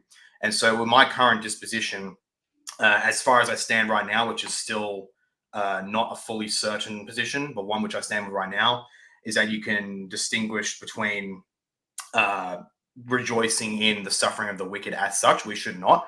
The suffering of the wicked, the death of the wicked, their displeasure, those things in themselves are bad things. We should not desire that. We should ultimately desire they come to the knowledge of the truth and of the faith. But then that can be distinguished from, well, okay, in the moment, in this particular conflict at the moment, can we rejoice in evil being quashed and being fought against? And I would say at the moment, yes, we can. And so with respect to Joel's comment there, where he's saying he is happy, he's here for it, to see how leftist Jews who are pushing genuinely evil ideologies and have pushed evil ideologies upon the West are now getting a taste of their own medicine. As it stands right now, I don't have a problem with that. And as far as I see with Joel Webben, as far as I've watched his content, he doesn't deny that ultimately we seek their salvation and ultimately we don't seek their suffering and whatnot. So as it stands right now, with my own nuanced worldview on that, I don't have a big issue with Webben. The worst problem I can see at the moment is with the prudence of that statement. So, what do you mean by prudence? You mean like unwise? Yep. So, you would agree with me, like that was an unwise statement for him to say? It can be unwise in the sense you seem to have a more deeper moral scriptural problem with it. My problem with that statement is that it's much more prone to scandalizing people, which is a big problem I have with the dissident right. Okay. And many other Christian nationalists. I think they Gotcha. are far too insensitive to scandalizing other people, even if they are people who are opposing us in the moment. So many of people who are of my perspective neglect the reality that there are many people who, even if they oppose us now, they do so out of ignorance. And if you just give them the time of day and have a cordial discussion with them, they'll come to a greater understanding. So yeah, that's And just for the audience, by the way, I'm not pinning this on you, Paul, and I'm not accusing you of this, so don't feel offended at all. Like, this is not Lucas saying, Paul, this is on you, because again, I respect you as my brother in the Lord. I appreciate it. I just want to push back though one more thing. The majority of those kids on college campus who just happen to be Jews, let's be real, they're not bringing in leftist Marxism in that political level that Joel is talking about. And Joel made a broad statement. He says, because they're Jews, he's going to be here if they get attacked. That's horrible. I don't even want to see, like I said, like I hate wokeness, but I'm not for, like, if woke people getting attacked, I'm not gonna be like, yeah, get them. I'm here for it. I'm going to want to preach, the gospel to them. Again, this isn't Jesus juke. I want them to be saved. God will, as a Wesley Arminian, I affirm 1 Timothy 2:4 in the sense that all people means all. God wants all men to be saved. And so for someone like this to, to come and say, that's why I mentioned that. Yeah. But again, I'm not going to say, yeah, get them. I'm here for it. That's a horrible statement. And he's a pastor. He's called to a higher standard. He's a Christian nationalist. He's the guy that's saying we need to be monoethnic. And I'm saying, what in the world is going on with all this anti-Semitism that is going on? And by anti-Semitism, I mean what Joel said. If you're a Jew, you fall in this category, and I'm here for it. And you're the one that's bringing in all this leftist Marxist ideology. Into this, which is, as I point out, that's the critical lens theory I'm talking about. It's now no longer systemic racism. It's a Zionism. It's a Zionist fault. It's the Jews' fault. And you can see this in their theology. I'm not going to get into this now with preterism. You can see this with preterism and how they say Jews today aren't ethnically Jews. So, I want to ask them, well, what do we do with all the Jews in our country? Do we just get them out like Nazi Germany did? Which, if I was consistent like Joel, I would say yes. I mean, like all these problems are intertwined to this. And I think, again, as I said in my opening statement, I think this is becoming radical. It really has fallen. And I think a lot of the Christian nationalists, like, this is a fruit of Christian nationalism right now. And this is clearly against the scriptures. Like what Joel said, there's no exception, and I don't want to grant any kind of nuance. That should not be that should not have ever been said. And that was a real account. What I would say that is racism, not as a leftist says it, but if somebody actually qualifies for this sin, then I just got to call a spade and say that's a racist comment right there. What is racism? It's discriminating somebody based upon a social grouping. Or you can even define it as hatred or disdain or contempt prejudice towards them. Hatred, disdain, contempt, prejudice. Okay. Now, what about by hatred? Because there are points in Scripture where we are actually called to hate, such as Christ. You must hate your father and mother for me, etc. Well, that context would be, I don't know if you agree with me, but I would interpret that as, love me more than them. I'd kind of agree, but also at the same time that we can see hatred in that use being in the sense of, because you have to pick between either me or them, you pick Yeah. me, and thus in that sense you hate them because you are denying them a certain deference, because you have to give that now to the Lord, and now you are fundamentally on the Lord's side and not on their side. So in that sense, you'd agree there is such a thing as Christian hatred. Yeah. So I would define I define love as caring for somebody's well-being. And so I would say hate's the opposite of that. Like I don't care for somebody's well-being. And for example, the left hates white people. The left hates single white Christian males. The left hates families. They do. And that goes even to even broader than just, well, I don't just not care for you. I also have a bent on harming you. And they do this with our, like like I know it too. Like the whole way of life for us, and all the lies that they fed us. Okay. Last thing, and then I'll let you take it to where you want to take it. Do you agree or disagree that you can distinguish between caring for the well-being of someone in an ultimate sense, such as their ultimate spiritual salvation and their overall good quality of life, versus their well-being in a particular moment, where, for example, you can say that in order to care for their ultimate well-being, both in a natural and a spiritual sense, or for those of others, you are willing to forego the care of their temporary well-being in a particular moment. For example, when you do you believe in corporal punishment for children or not? Corporal punishment, you mean for children? Like smacking them on the bottom or what have you? Oh, yeah, in right context, yeah. Okay, yeah. So, so granting that it's legitimate, in that one particular instance, you are not caring for the well-being of that child, in that you are causing them physical pain and a temporary moment of fear and distress, but that is in care for their ultimate well-being. So in light of that, do you agree that that is a meaningful distinction? Oh, yeah, like, I'm thinking of 1 Corinthians 5, where Paul says that unrepentant man, he delivered them to Satan, Okay. so that his spirit may be saved in the day of the Lord Jesus. Is that the lines you're going across, or the line Yes, of thinking? Okay. Yep. So that's all I'll say. I basically say to people, look at that, what we just mentioned here, and apply it to the discussion that happened earlier. But now I'll let you take it where you want to take us. Well, I am going to say, by the way, I am for the death penalty of pedophilers and rapists, all these things. So I do wish that we would enact that. But I do want to be careful with all this talk about Christian hatred lately. Like it seems to be coming up out of nowhere. But we got to hate people. We got to hate people. We got to hate people. I mean, it's not wrong for me to look at promises or commands in Scripture where Christ says to love your enemies. And I'm not saying we become wokies and just open up our borders and harm our people. Believe me, I'm not saying that. I'm for closed borders.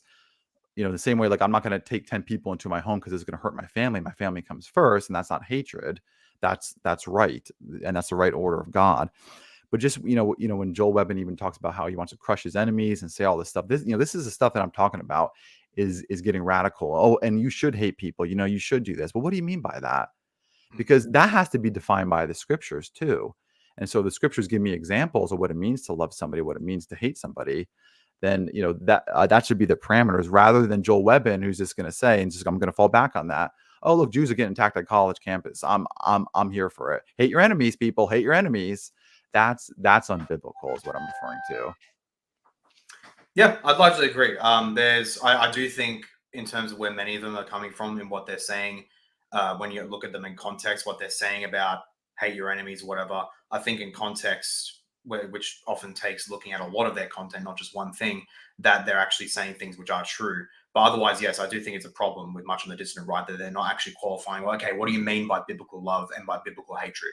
Many of them don't do that well. A few people have done that quite well, but many of them do not. And they actually need to be really clear. What do you mean by godly hatred? You need to actually define that well. Yes. So let me ask you one more question, then we'll get to some questions with Too easy.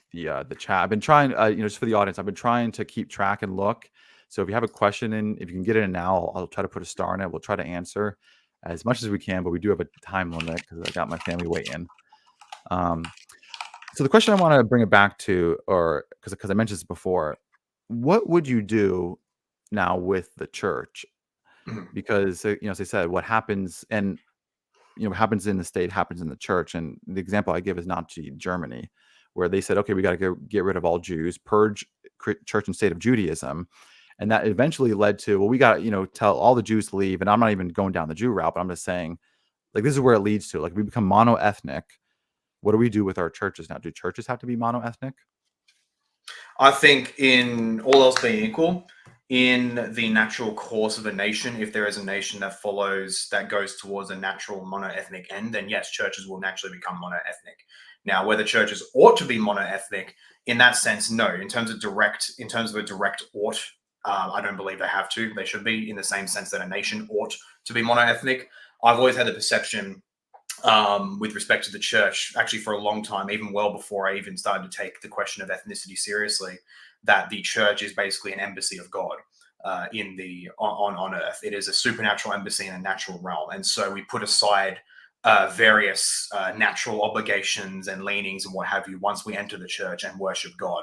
That's why back then I actually I don't do so now, but in a more nuanced way. I actually completely oppose the presence of national flags in churches because of that reason. Because I'd see some churches, especially because this is where I've basically been raised in, many Pentecostal churches, where they'll have like the cross, but then they'll have an American flag and an Israeli flag, which makes me, whenever I see that, my eyes roll so far in the back of my head, they detach from my sockets. But it's just because of that I thought, no, they shouldn't be there at all. But more recently, I thought, no, there's nuance to that. There is an appropriate way you can do the flag where it is clear that with the flag there, it is inferior to the cross or the symbol of the cross or whatever you do for that. So I think in that way, that is actually very appropriate. But in light of that, because I still hold that principle that the church is the embassy of God and the supernatural, that is where, in particular, our supernatural relations between people of completely different groups comes to the forefront, such that even if we are in a completely mono-ethnic nation, for example, let's say the White Australia policy comes right back and it is in full swing, and now the country is 99.95% Anglo-white Australian, and I go to a parish where that is largely reflected there, suddenly a couple of Nigerian families walk in there.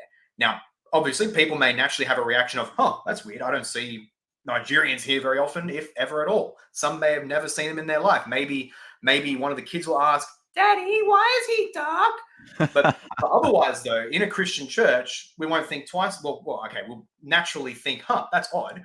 But then we'll go up to them and say, welcome, brother, come partake with us. So that's how I see it with respect to the church. Okay. So would you then say there shouldn't be an ought factor? Like, in terms of the state, you're saying there should be a moral obligation, or at least, I don't know if that was exact terms, but there's an obligation for nations to be mono-ethnic based upon their blood. So that when you then say the church isn't under that ought factor, okay, it's not in the direct sense. Only in the sense that as a consequence of a nation being mono-ethnic, that local churches will then become mono-ethnic, that this is an inevitable course. It's an inevitable result of a general course of action, of a natural course of action. But in itself, no. With respect to the church directly, no. It's not meant to be. It's not required to be mono-ethnic. Okay, gotcha. I think there was another question I have, but it escapes my memory at the time because we were talking about oh man, it was something that I wanted to mention, but it just it's not coming up. So what I'll do now is because I think you answered that question, sufficiently. By the way, give it up to Paul for being here and doing this, guys. So I really appreciate you doing this, and you're like I said, like well spoken, well read, and I do respect you for coming on. All right, so let's try to get to some fun questions now. Okay. Hopefully they're fun, right? So this one is from the Reformed Arminian. What's up, Reformed Arminian? I had him on my podcast. So it's a question for later, but I'll mention it now so I don't forget. Would you all make the distinction over the I guess that's evolution, of the nature of the silver power or state over the last 1,000 years? So you make a distinction over the evolution. Well, what kind of distinction? So he asked that towards the beginning. I'm trying to think.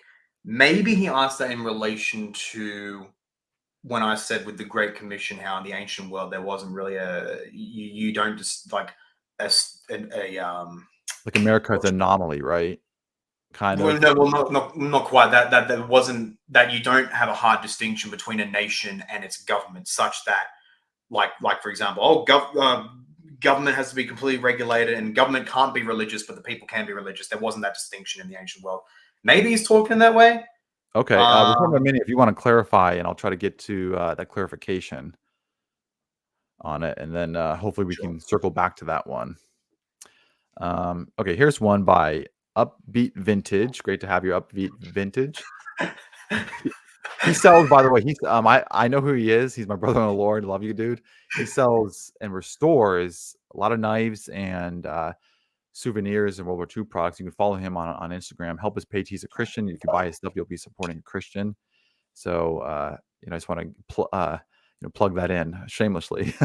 So what is American? It's the new what is a woman? Not wrong. Not wrong. Yeah, I'm gonna make a documentary with Matt Walsh, and I'm gonna just be like standing in like a studio, be like, what is so what is a woman? I'll be talking to Joel Webbin, and it'll be like, no, I'm joking. So what is an American? Do you want to answer that, Paul, or?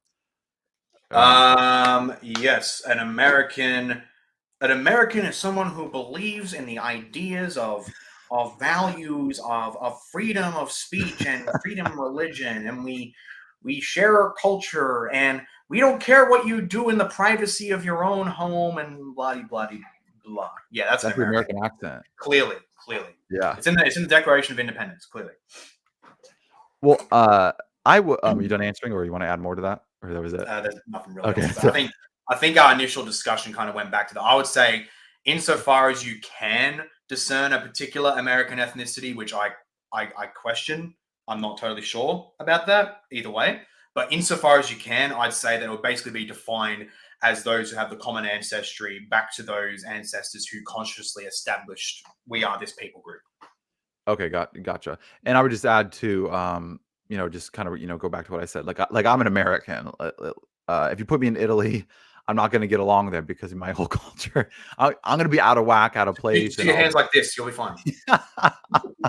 I'll have like my Google phone translate for me. I'll have like I'll call you Paul from Sydney, Australia, 14 hours ahead of me. But it's like I said, like if I adopt a kid, they're going to be my son. Paul says the true Jews of the heart. There's my Jesus juke on that question. All right, let's get to Joshua Tanis. Love the questions, guys. This is awesome, by the way, going live and doing this. How is this mono-ethnic stuff comparable with picture of St. Paul's letter to the Romans? Oh, I just quoted that. Oh, no. Where Jews and Gentiles worship together. I think you might be referring to Galatians.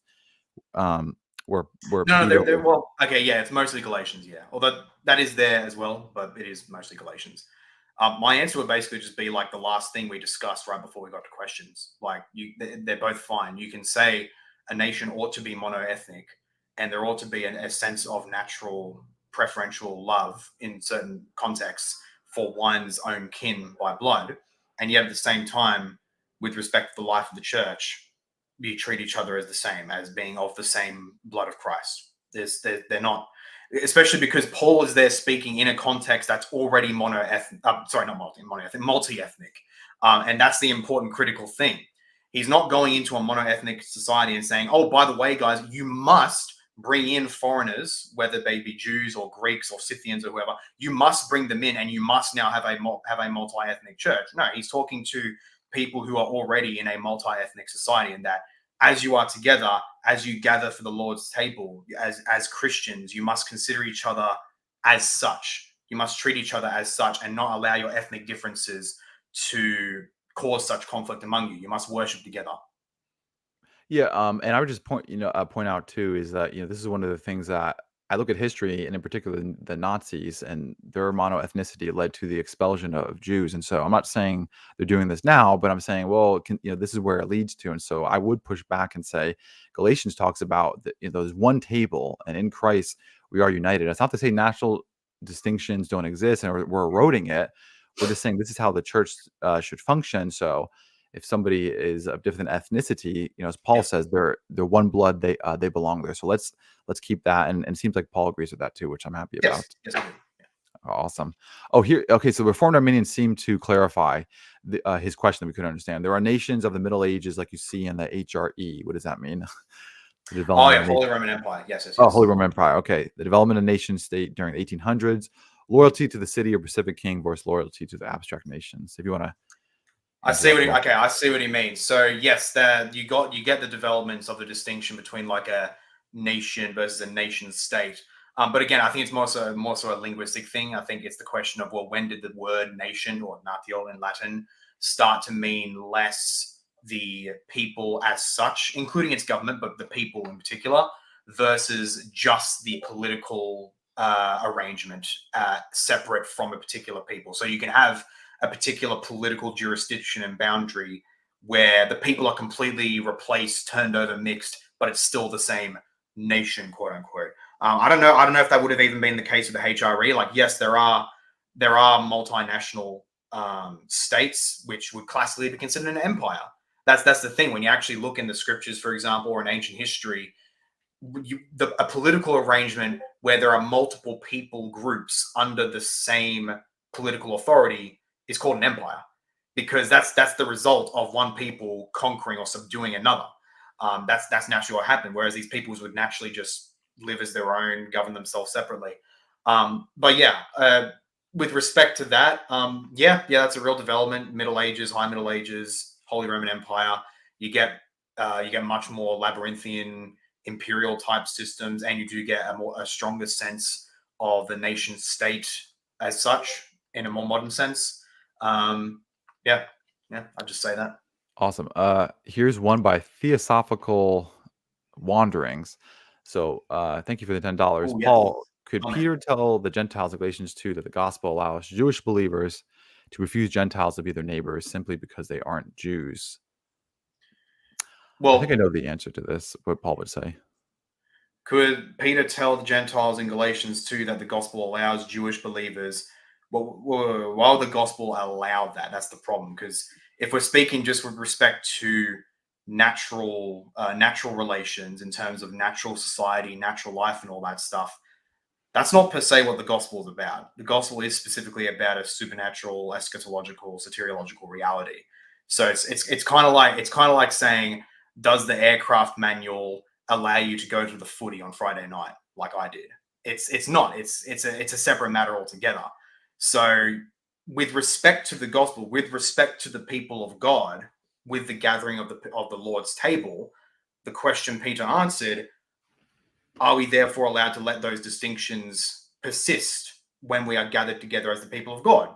And Paul to Peter says, no, you should not. You should all sit together. And that's exactly what I do. Even with me, someone who can rightly be described as an ethno-nationalist, I can, straight up, in a non-pejorative sense, just with respect to what I've argued on this stream. Even me, I happily gather with my numerous parish friends and other Christian friends from other parishes who are Indian, Persian, some Lebanese, Croatians, Serbians, not a huge amount of white Anglo-Australians. I gladly gather with them as brothers in Christ in that respect. But then once we're out of the church context, and then we discuss, okay, how should we, for the benefit of both of our peoples, what arrangement should we have? And I would submit that the wise answer would still be Jews should have their own place, and Judeans in the classical sense, in the time of the first century. They should have their own space with which to do life, culture, economics, and what have you. And the Greeks should have their own space to do the same. And you largely have that with different ethnic quarters within cities, but that is part of the problem. It's still the same city. And so you have inter-ethnic conflict in that respect. Ideally, they have their own cities. Ideally. That's the key thing. When I say ideally, I don't mean therefore it can be pursued in every single context. It can't be. So with that respect, with all that said, they're separate questions. One can completely affirm what Paul said to Peter with respect to the church and the gospel, but then still say, nonetheless, with respect to the natural function of peoples and nations, that we should have our own spaces. By the way, I do want to mention this too. I'm not for multiculturalism too, because I do agree that that's chaotic. Like I don't want America to be multicultural. And I think that that will be clashing. And so I knew that you were going to make the distinction that Paul's talking about a different context. Though I will say, I'm still convinced that Paul did not teach Christian nationalism in any sense, and it should be strange to us that we don't find that in the New Testament. And it's one of the things that I do think is I think there's yet to be an exegetical defense for that from the scriptures. I would respond to that, but I want to get through the questions. Yeah. Is this your brother, by the way, the other Caleb? I've basically started a movement of other. Yeah. He has like Redeem Zoomer, has like a bunch of Redeem people going around on Instagram and Twitter, YouTube. Yep. And he's got his evil twin brother, Redeemed Zima. Yeah. But yeah, any ethnic barriers without qualifications based on culture, not ethnicity per se, are not so philosophically insane. They're also theologically unfaithful. Hold on. Any ethnic barriers without qualifications based on culture, not ethnicity per se, are not only philosophically insane, they are also theologically unfaithful. Yeah, I agree. Yes. I'm trying to see if I understand this too. Any ethnic barriers? He's basically saying multiculturalism is insane.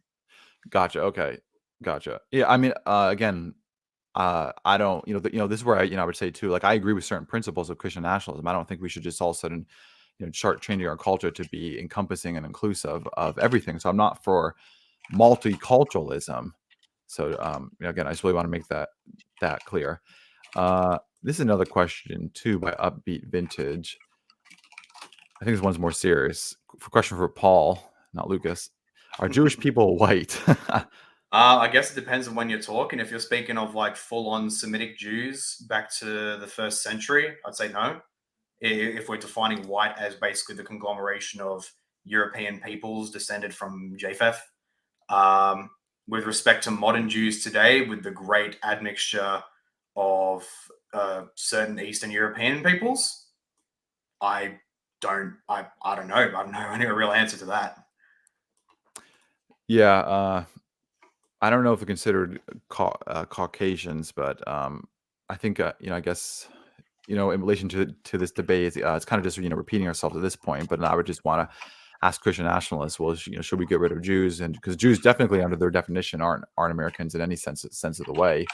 So then then we got, again, like another problem to deal with. What do we do with all the Jews? Well, Nazi Germany got rid of them.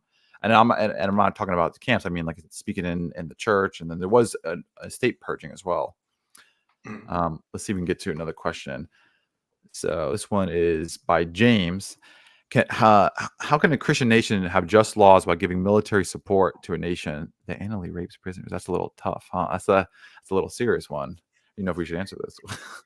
Well, yeah, frankly, I would 100% say that Christian nations should not be supporting the state of Israel at all.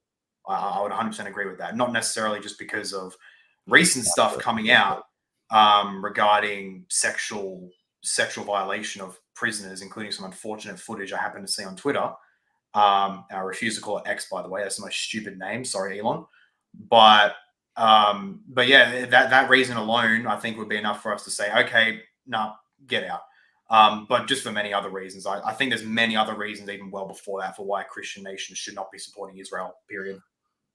So I didn't understand that question. I thought it was to America, but then you put it into context. So this is where, again, I would point out that two things can be true at the same time. I'm really tired. Not with you, Paul.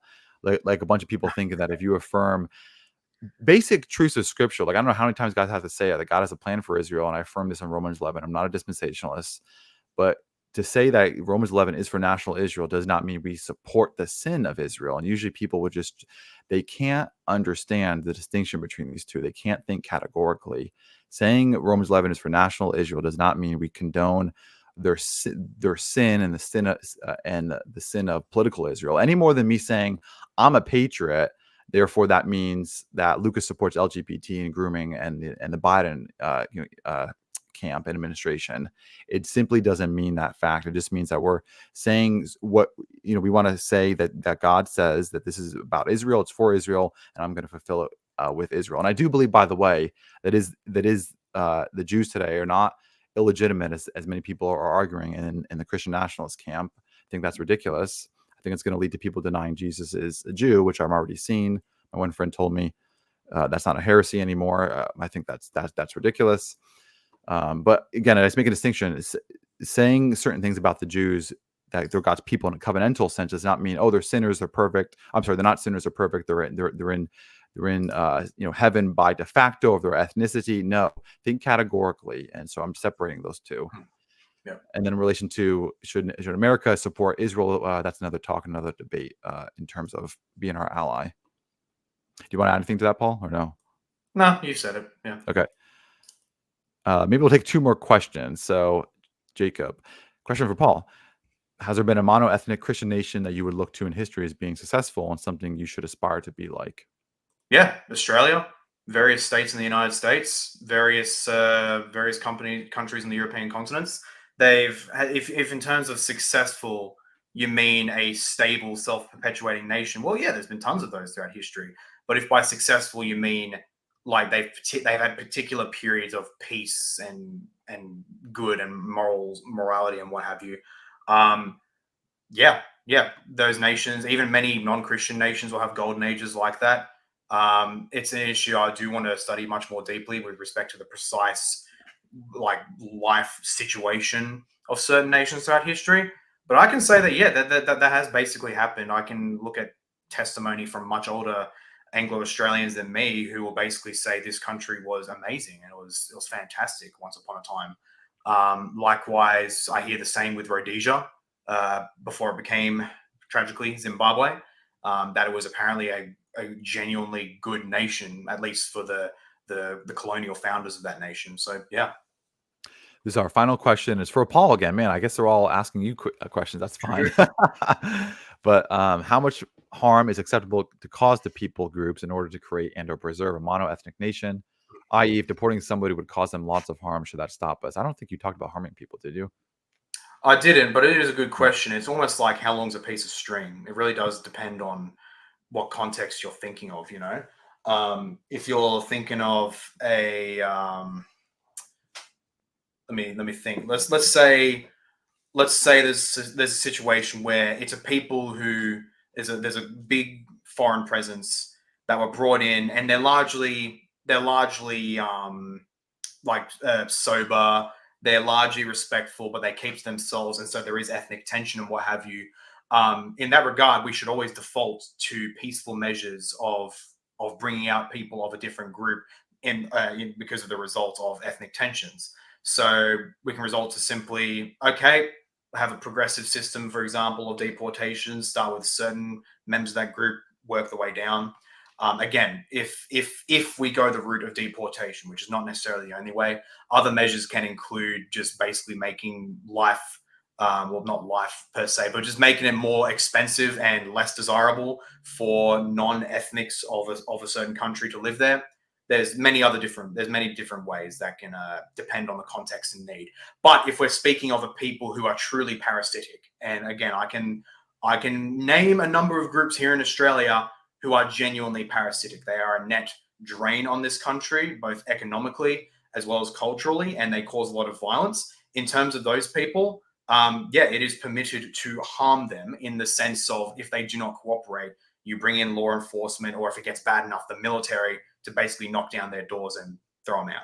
If it gets to that bad, which I pray it doesn't, but with some groups it can. So yes, it highly depends on how cooperative a certain group is. Gotcha. That was our final question. We'll get to some closing statements here. But, I just want to say, Paul, sincerely, generally respect you. My view of you have not changed. I hope I didn't appreciate that, man. come across as trying to smack you or beat you up or anything like that, because not my intention. So, I love you as my brother in Christ. And I really do commend you for what you're doing, defending the faith, especially against, the Eastern Orthodoxy and Roman Catholicism. So you're a good Protestant defender of the faith, and you're young, and I'm amazed by what you know and your knowledge and your ability to articulate yourself. So keep on doing it. Keep going. Thank you. I appreciate that. Likewise. My view hasn't changed with you either. Big disagreement, of course, on dispensationalism, Israel. I'm not dispensationalist. Oh, sorry, pre-mill. I confuse the two a lot. Think categorically. Yes. Think in categories. No, bring pre-mill. Certain views of yours, which I consider normie, but nonetheless, highly respect you a lot, especially since you're willing to host a discussion like this. So I hugely appreciate it. Thank you. You want to close, give your final thoughts, and I'll give mine, and we'll call it a night. Call it a night. We'll call it a day. Yeah, sure. So I guess a last thought. I wish all my friends a happy White Boy Summer. and also make disciples. Everyone here, make disciples of all nations and baptize them in the name of the Father and of the Son and of the Holy Spirit. Go out and do that. Yeah, it's to keep it simple, as Paul did too.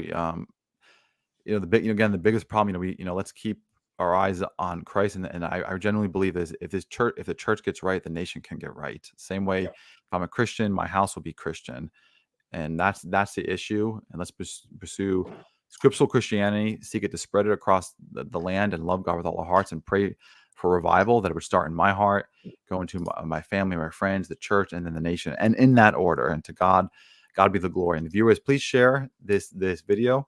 This is unique on YouTube online. Like this video if you can't subscribe. Also, subscribe to Paul's channel as well, at the other Paul, right? Is that the name of the channel? That's right. That's right. Awesome. And until next time, thank you for tuning in. Enjoy the rest of your weekend. Take care and God bless. I think we'll take a